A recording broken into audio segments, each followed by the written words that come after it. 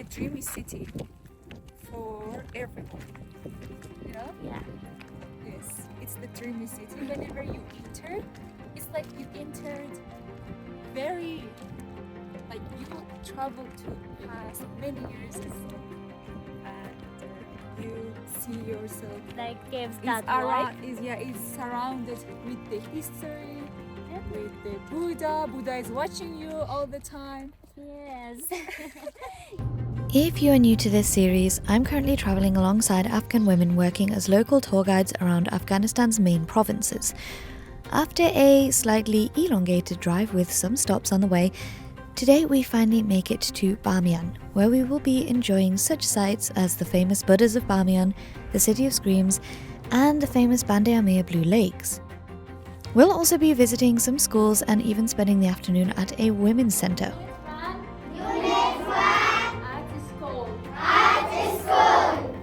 All of that to come though, and there's a lot to do in Bamiyan, so I've split this into a few parts. I was doing some selfies. I was just like, oh, I'm in Bamiyan. Ooh la la. Like, ooh la la. Watching the girlies do their thing. Doing badass things.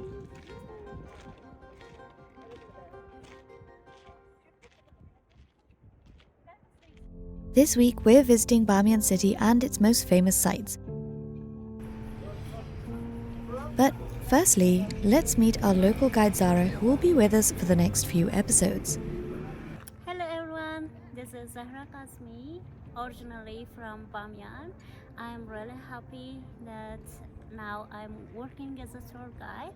It is around 2 years that I'm doing this job and really interested to show the beauty of my province for the world, for all the travelers that coming in Bamiyan. That is my pleasure. I had tourists, or I had group tours from around the world, so different countries, mostly from China, which are the people really friendly, and I really love it. I am really amazing and happy doing this job because day by day I am learning more, I am seeing more and exploring new things, which inspired me to stay tuned and continue further. So here is the Bamiyan, and most welcome everyone.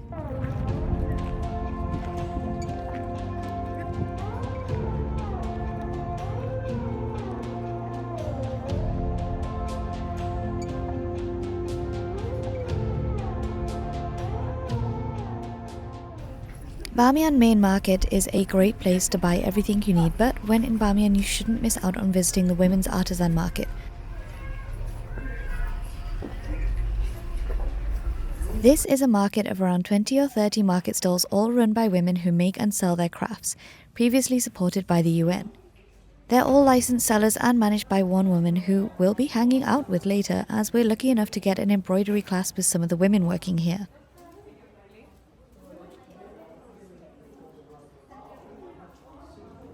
Like many programs in Afghanistan, sadly this market no longer receives outside support, so they need all the local support they can get.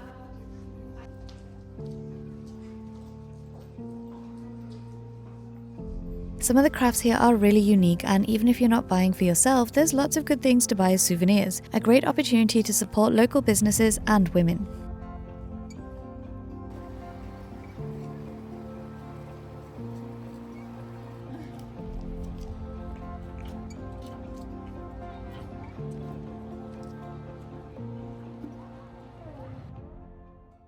Nestled in the heart of Afghanistan's Bamiyan Valley once stood two colossal statues, silent guardians of history known as the Buddhas of Bamiyan. Carved directly into the sandstone cliffs nearly 1,500 years ago, these towering figures were among the world's largest standing Buddhas, one at 55 meters tall and the other at 38 meters, looking out over the ancient Silk Road.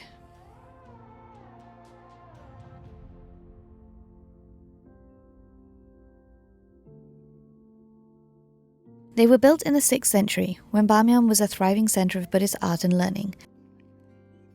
Monks lived in the honeycomb of caves surrounding the statues, their walls painted with vivid murals, some of the earliest examples of oil painting in human history. But their story took a tragic turn, as in March 2001, the Taliban destroyed both statues, declaring them as idols. Today you can visit these empty niches, which still stand as powerful reminders, and it's impossible not to feel both sorrow and awe.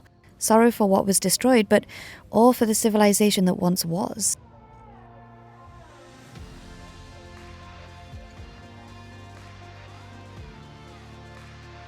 Both of these empty niches remain today, and although the biggest one is closed off, the second one remains open to climb and explore inside.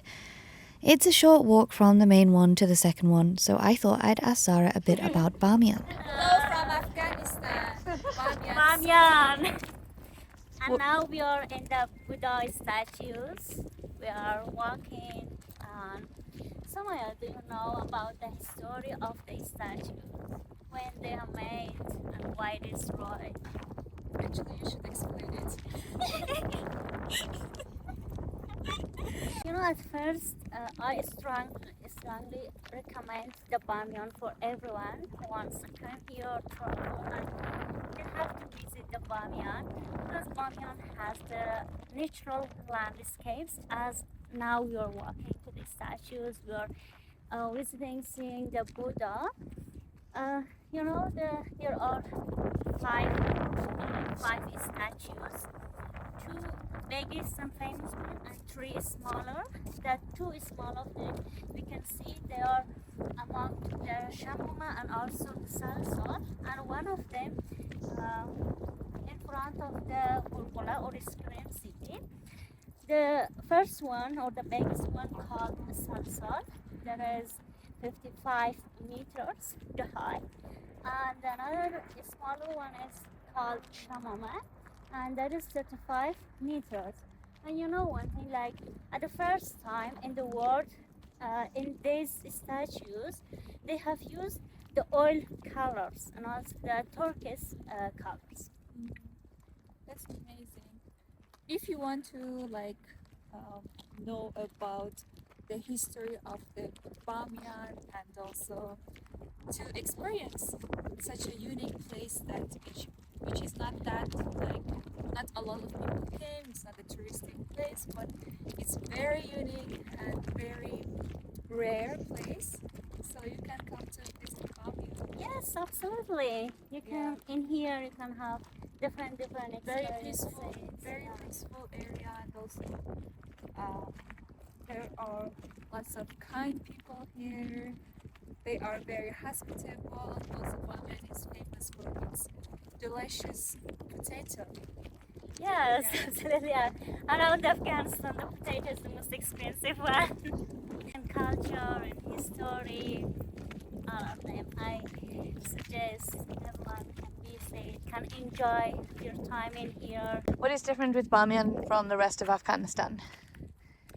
Actually, you know, one thing that I want to mention, why you came to Afghanistan, travel to Afghanistan, like, of course, you will have a unique experience and unique journey in here, because Afghanistan is unique. All the provinces has their own culture, their own places, everything are different. The landscapes, Bamiyan completely different from Kabul or Mazar, and Mazar different, completely different with the Herat and the Kandahar. All the provinces that you wanna go, all of wanna them visit. have their own uniqueness. Yes, and that is why I'm saying that you will have a unique experience and unique travel in Afghanistan. Which one's your favorite province? Nuristan, Herat, Mazar Sharif, and Kabul. And absolutely Bamiyan. Bamiyan is my hometown. Somaya? I really love it. 1, 2, 3, go! Herat. Yeah. Hometown. At the first Herat, and after that Bamiyan is my favorite. Yes. So ready? Am I going first? I'm going in the middle, no? I will go first. Yes. Bismillah. Let's do this. Alhamdulillah. Oh my God, they're huge steps. Shit. Oh my God, they're huge.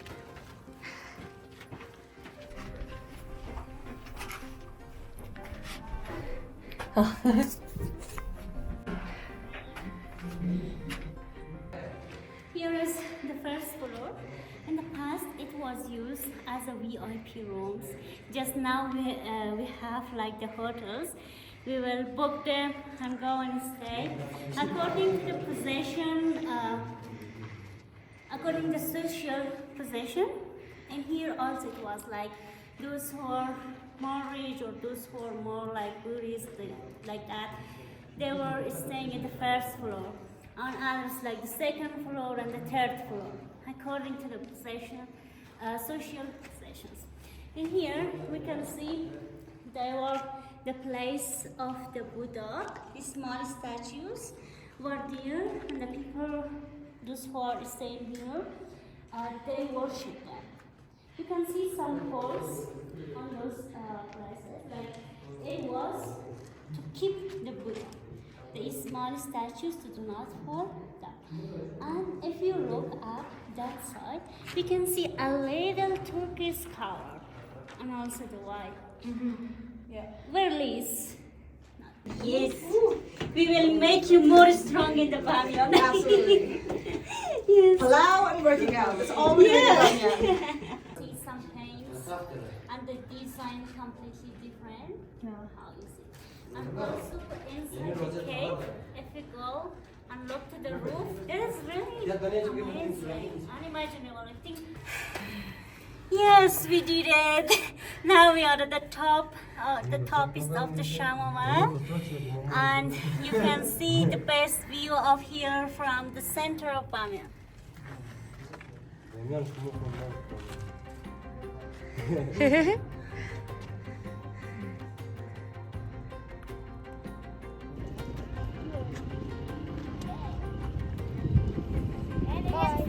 Bye.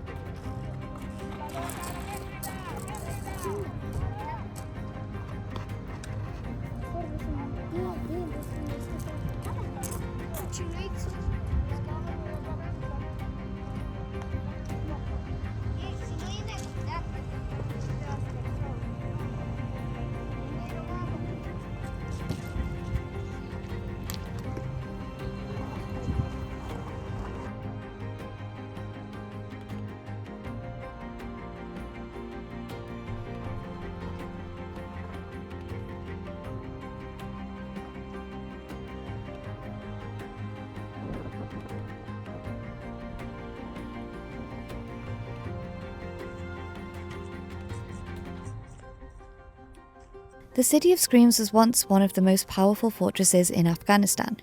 Now it stands tall looking down over at Bamiyan Valley, not much more than rubble. And it is called the Citadel of Bamiyan too. And this city destroyed by Genghis Khan in 13th century, because the grandson of Genghis Khan was in the Bamiyan war. That is why Genghis Khan started attacking to this city. If you noticed, in Afghanistan, all the cities, all the like the citadels are on the top. Yes. And the top place they have chosen because there is a good option and also the base that they can keep themselves from the attack of the enemies.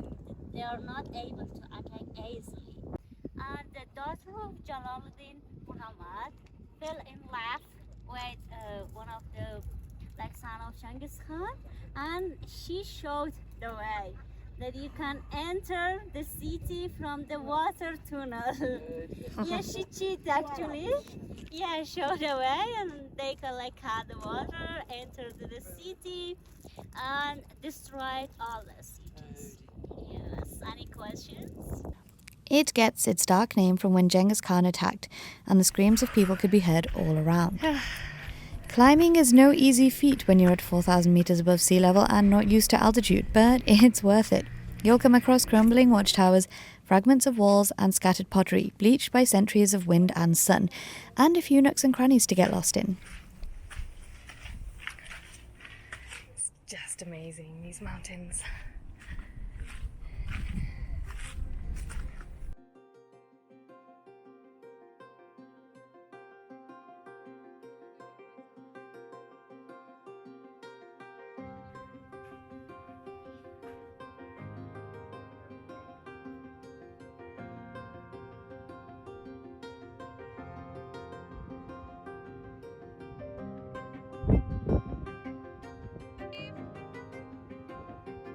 As you climb to the top, the view of the Bamiyan Valley and Buddhas in the distance is truly breathtaking and worth the somewhat arduous climb.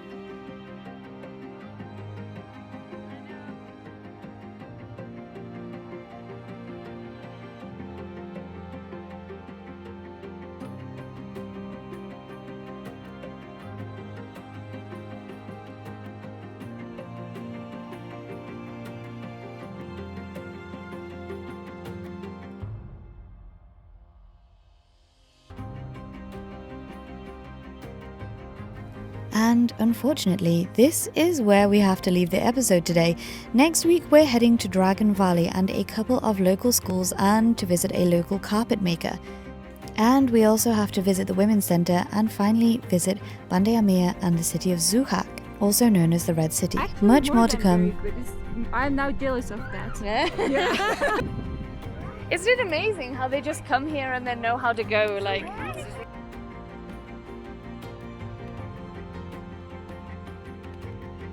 The shape. That dinosaur has dragon. Make sure to tune in next week and like and subscribe if you're enjoying this series.